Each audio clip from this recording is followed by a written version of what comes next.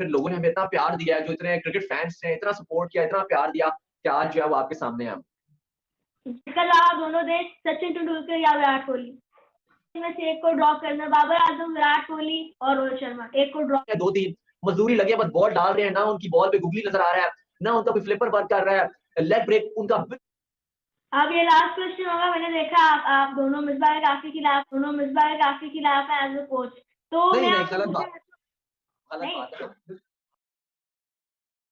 Sports YouTube channel और आज हमारे साथ दो बहुत स्पेशल गेस्ट मौजूद हैं और मुझे नहीं लगता आपको उनका तारुफ चाहिए होगा, क्योंकि अब वो इतने पॉपुलर हैं हर जगह कि आपको वो किसी तारुफ के मोहताज नहीं है। और वेलकम करें आप उनको, अली और दाऊद। Welcome sir. और मैं इनसे काफी इंस्पायर भी होता हूँ, उनका चैनल देख कर उनसे सीखता भी हूँ। तो अस्सलाम वालेकुम। वालेकुम सलाम। बिल्कुल, वालेकुम सलाम and thank you so much Sohaib, आप भी बहुत अच्छा काम कर रहे हैं। बिल्कुल जी, आप बहुत अच्छा काम कर रहे हैं, आपका शुक्रिया कि आपने हमें इनवाइट किया। काफी टाइम से आपसे हमारी बात चल रही थी, लेकिन चलें अब मौका मिला है, बोलें। सबसे पहले मैं आपसे छोटा सा चाहूंगा कि आप बता दें कि आपने कैसे शुरू किया और अब आपका आगे भी प्लान्स क्या है अपनी जर्नी में।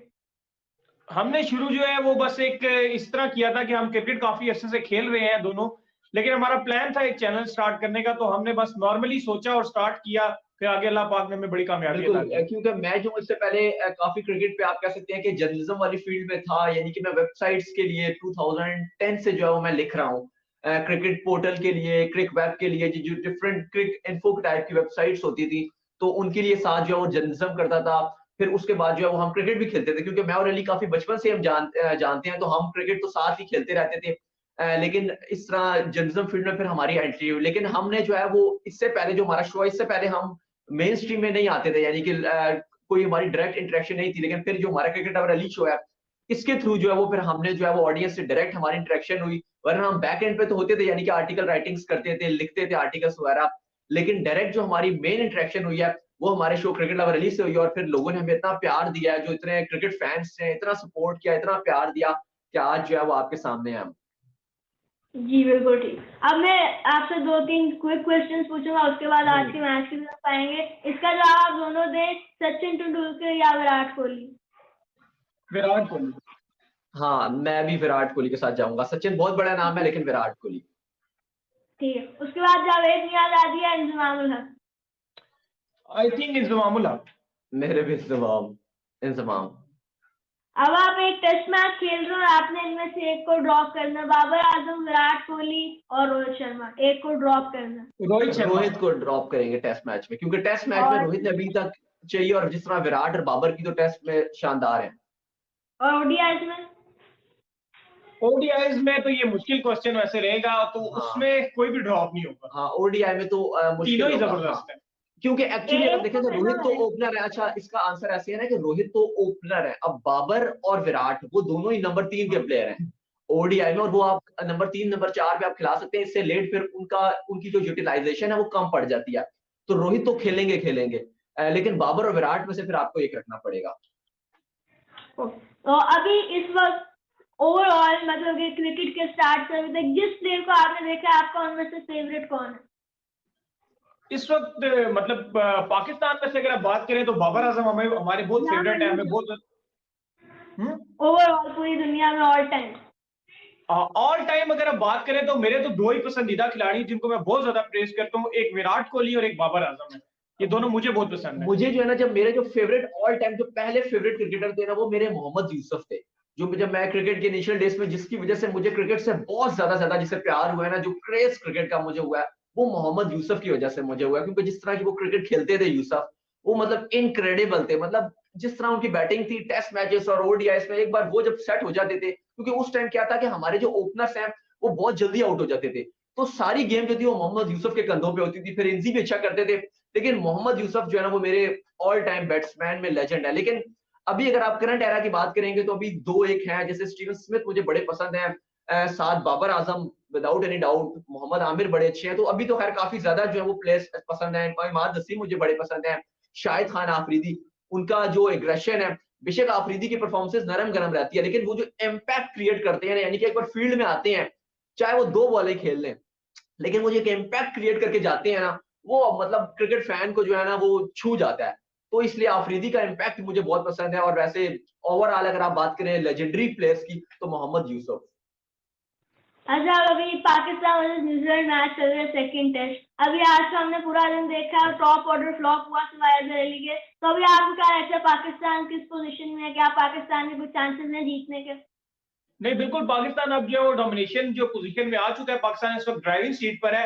अगर बॉलिंग लाइनअप जो है यहाँ पर अच्छा परफॉर्म कर देती है और कल के दिन ये न्यूजीलैंड को हम आउट कर देते हैं, तो हम बिल्कुल उनको पकड़ लेंगे, कोई मसला नहीं है इसमें। बिल्कुल, पाकिस्तान इस टाइम अल्हम्दुलिल्लाह पाकिस्तान विनिंग पोजीशन पे जा रहा है, लेकिन जो मोस्ट इंपॉर्टेंट है पाकिस्तान के लिए वो हमारी बॉलिंग है।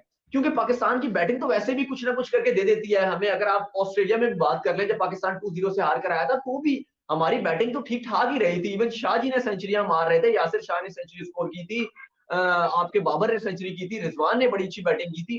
जो हमारा मेन प्रॉब्लम है, जो हम जिसकी वजह से एक्सपोज हो रहे हैं सीना कंट्रीज में, वो हमारी बॉलिंग है।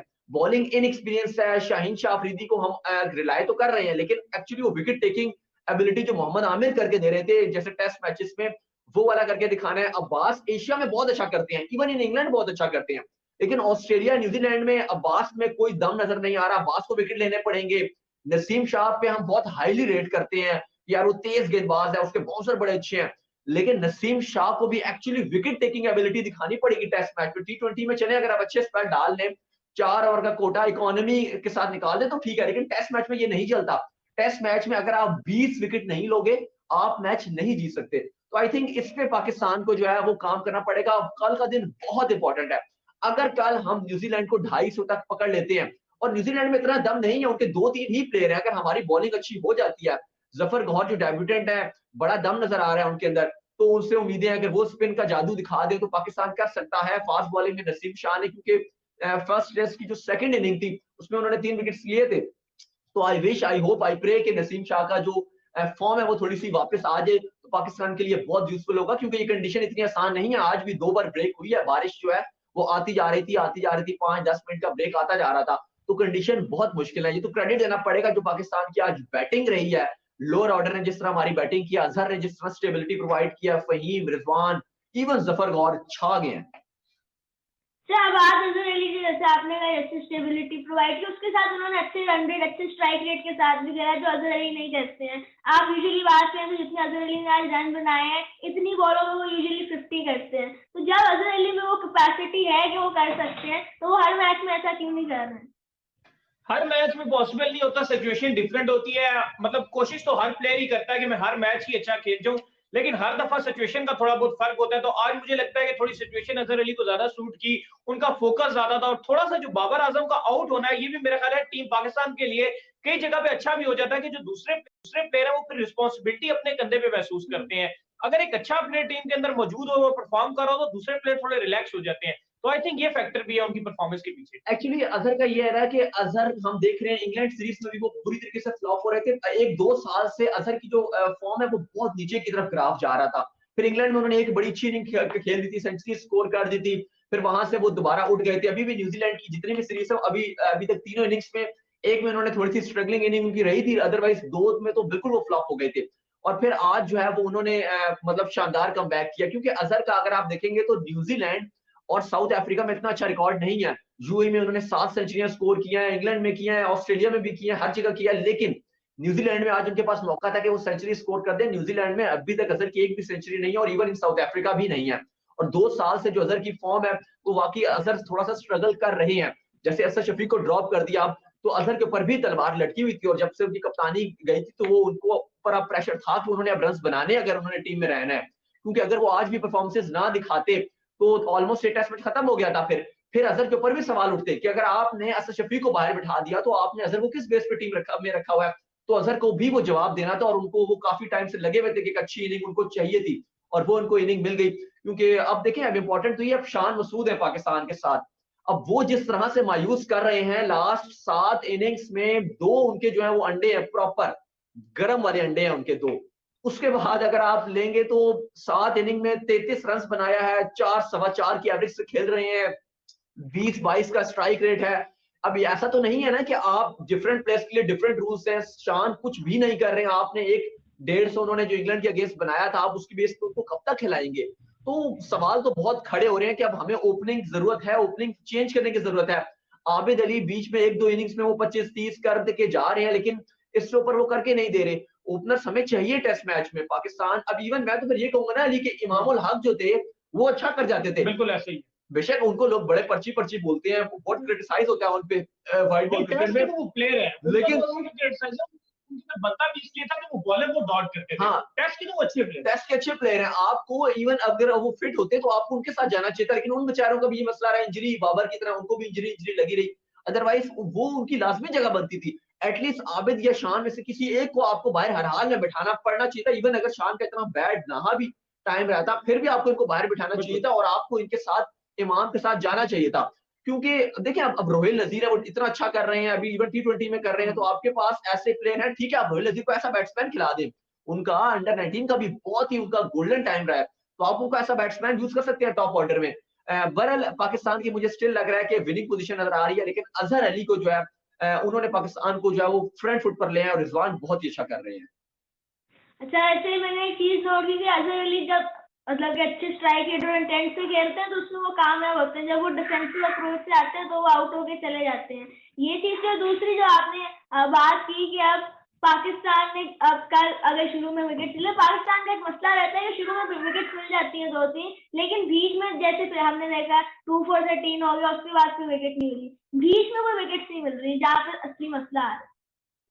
नहीं, वो स्पिनर का भी जो है लैक है, उसका भी जो है चेंज इन्होंने किया पॉजिटिव, तो आई थिंक सो के जो है मेरे ख्याल में आई थिंक सो है ना, हो सकता है कि हाँ। उसके जो स्पिनर है ये विकेट लेके दे दे जफर को। देखिए, आप जो अज़हर की बात कर रहे हैं ना कि वो मतलब स्लो खेलते हैं, तो देखिए अब मसला ये है कि अगर आप न्यूज़ीलैंड या ऑस्ट्रेलियन कंडीशंस में देखें, अगर जो बैट्समैन ज़्यादा रोकने के लिए जाएगा, तो वो फिर उसका आप जितना मर्ज़ी सेट हो जाए, अगर आप पूरा दिन भी सेट हो जाएँगे ना, ये जो विकेट्स थी आज न्यूज़ीलैंड वाली, आप जितना भी सेट हो जाएँगे, आपको एक अच्छा बॉल यहाँ पे ज़रूर पड़ सकता है, क्योंकि बाउंस है, एक्स्ट्रा स्विंग मिल रहा है, कंडीशन ओवरकास्ट है, हवा भी चल रही थी, तो ऐसा सीन है कि आप जितना भी अच्छा सेट हो जाएँ, आप आउट हो सकते हैं।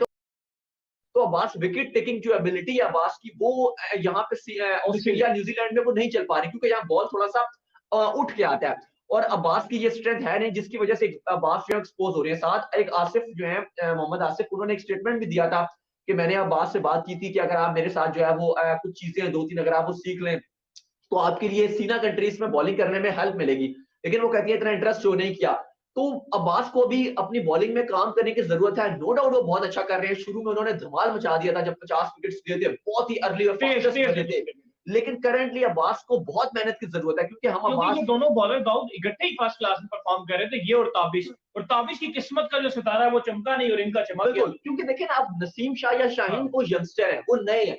आप शाहीन से आज जैसे आपने कहा 1-2 विकेट्स मिल जाते हैं। शुरू में नया बॉल होता है, शाहीन अच्छे बॉल डालते हैं। एक पहले मैच में भी जो है वो जल्दी विकेट्स मिल गए थे। कैच भी एक आध छूट गया था, लेकिन अच्छी बॉल कर रहे थे शाहीन, तो आपको 1-2 विकेट्स मिल जाती हैं। लेकिन जैसे ही उनके प्रॉपर आते हैं, विलियमसन आते हैं, आगे से वो फँस जाते हैं, टेलर हो गए, वो फिर पार्टनरशिप बना देते हैं, आपके पास प्लान बी होता ही नहीं है। तो बात ये थी कि वकार यूनुस जब वहाँ पे मौजूद हैं, तो वो क्या कर रहे हैं वहाँ पर? उनके पास वो बस मतलब अपने सीन में जा रहे हैं, अब छुट्टियाँ लेके चले गए अपनी फैमिली के साथ, एन्जॉय कर रहे इंपॉर्टेंट हैं। टेस्ट मैच छोड़ के चले गए हैं। यहाँ से पता चलता है कि इंटरेस्ट क्या है आपका अपनी टीम को लेकर। नज़र आ रहा है कि इंटरेस्ट आपका वो है नहीं, आप बस कह रहे हो कि जो लगा हुआ है वो लगा हुआ है, बस अपनी मर्ज़ी के चलता बॉलर जो आपको लगता है कि यार बस डोमेस्टिक में थोड़ी-सी हाइप बनी है, उनको खिला दो। बाकी अब बात वही है ना कि जब ये अगर परफॉर्मेंस नहीं देंगे बॉलर, तो पाकिस्तान नहीं कर पाएगा। अब ज़फ़र गौर आए हैं, अब याद शाह जी को ही देख लें आप, वो भी कुछ भी नहीं कर रहे हैं, बस वो टाइम पूरा कर रहे हैं कि सुबह से लेके शाम तक वो शाम तक का सेशन गुज़ारने हैं 2-3, मज़दूरी लगी है, बस बॉल डाल रहे हैं, ना उनकी बॉल पे गुगली नज़र आ रहा है, ना उनका कोई फ्लिपर वर्क कर रहा है, लेग ब्रेक उनका बिल्कुल ही हो ही नहीं रहा। तो अगर आप ऐसे सिंपल-सिंपल बॉल डालते रहेंगे, तो आप न्यूज़ीलैंड को कहाँ स्ट्रगल करेंगे, और न्यूज़ीलैंड कंडीशंस पे जो हेल्प भी फास्ट बॉलर्स के लिए होती हैं, और आपके पास कोई चालाकी वाला प्लान नहीं है। न्यूज़ीलैंड में वैसे बॉलर ज़्यादा सक्सेसफुल होते हैं कि स्पिनर होते हैं, जो थोड़ा टी20 की तरह सोचते हैं। जो हल्का-सा गलती करे बैट्समैन, तो उसको उससे पहले ही मजबूर करें गलती करने पर। अगर आप वेट करेंगे यहाँ पर न्यूज़ीलैंड में कि वो खुद गलती करे, तो फिर शाह जी को सक्सेस नहीं मिलती। आज शाह जी को ये उसका जो भुगतना था, वो उनको पड़ा और वो टीम से बाहर हो गए। तो पाकिस्तान को थोड़ा बॉलिंग में दम डालना पड़ेगा। सोहेल खान बाहर बैठे हुए हैं, उनको उनकी प्रैक्टिस मैचेस में इतनी अच्छी बॉलिंग नज़र आ रही है। इवन इन न्यूज़ीलैंड, इंग्लैंड के प्रैक्टिस मैचेस में वो 2 प्रैक्टिस मैच में 5 मार गए थे। तो उनको आप खिलाएँ ना, अब आपकी इतनी अच्छी फास्ट बॉलिंग नहीं जा रही टेस्ट में, टू बी ऑनेस्ट आप इतनी अच्छी बॉलिंग नहीं कर रहे टेस्ट में। तो आप चेंज क्यों नहीं कर रहे? इवन अच्छा भी कर रहे हो तो आपको चेंज करना चाहिए। अब ये लास्ट क्वेश्चन होगा। मैंने देखा आप दोनों मिसबाह के काफी खिलाफ हैं एज अ कोच, तो नहीं मैं नहीं, आपको गलत पूछना बात, गलत नहीं बात है। हम मिसबाह के खिलाफ अभी भी, नहीं है। अभी हम आपको बताएं, अभी हम ऑफ एयर मैं और अली मिसबाह को प्रेस कर रहे थे, आपको पता है, और हम बात ये कर रहे थे कि मिसबाह मेंटली जितना स्ट्रांग है, जितना मेंटली स्ट्रांग है, यानी कि उसमें क्रिटिसाइज जितना होता है और जिस तरह से वो बर्दाश्त करता है, वो नेक्स्ट लेवल का। इवन हम मिसबाह की सिलेक्शन के खिलाफ है, हमें खाली, माइंडसेट के हाँ, खिलाफ हमें है। जो मसला होता है, जो हमें जो हमें तकलीफ काटती है, जो पहुंचती है। चीज हमें हमारे दिमाग को, जो ब्लड प्रेशर हमारा हाई करती है, वो सिर्फ एक रीजन है, और वो इतना है कि हम मिसबा से चाहते हैं कि थोड़ी सी, अब देखिए मैं बात ही वही कर रहा था कि फान बॉलर, अगर आप इंग्लैंड से आप एग्जांपल ले हाँ। लें, इंग्लैंड ने सेम टीम नहीं खिलाई, इवन उनके बॉलर अच्छा कर रहे थे, जोफ्रा, एंडरसन, ब्रॉड, इवन वो ब्रॉड को बाहर बिठा रहे थे, तो हमारे क्या अभी बॉलर इतने बड़े नहीं हुए टेस्ट मैचेस में? हमारे यंगस्टर हैं, अब नसीम अगर हो गए, चांस नसीम को बिठाना बनता है, नहीं बिठाया आप उन्होंने, हम इस चीज के खिलाफ। सोहेल खान को जब खिलाना बनता है तो आप उसको खिला देते किसी एक को, लेकिन वो कहते हैं जी हमने नहीं खिलाना। तो मिसबा की जो सिलेक्शन है उससे वो हमें नहीं समझ आती, बल्कि हमें क्या नहीं समझ आती, किसी ये को किसी भी क्रिकेट फैन को मुझे नहीं लगता कि उसको समझ आएगी। बाकी मिसबा की हम तारीफ करते हैं, हाँ। जितने वो मेंटल स्टेबिलिटी है उनके अंदर, जितना वो स्ट्रांग है मेंटली, और फिटनेस उनकी बहुत अच्छी थी, तो हम उनको प्रेस करते हैं इस मामले में। तो थैंक यू वेरी मच। ये पॉइंट भी क्लियर हो गया। काफी लोगों के दिमाग में डाउट होगा कि जी। आप लोग वो क्रिटिसाइज करते रहते हैं, तो वो पॉइंट क्लियर हो गया।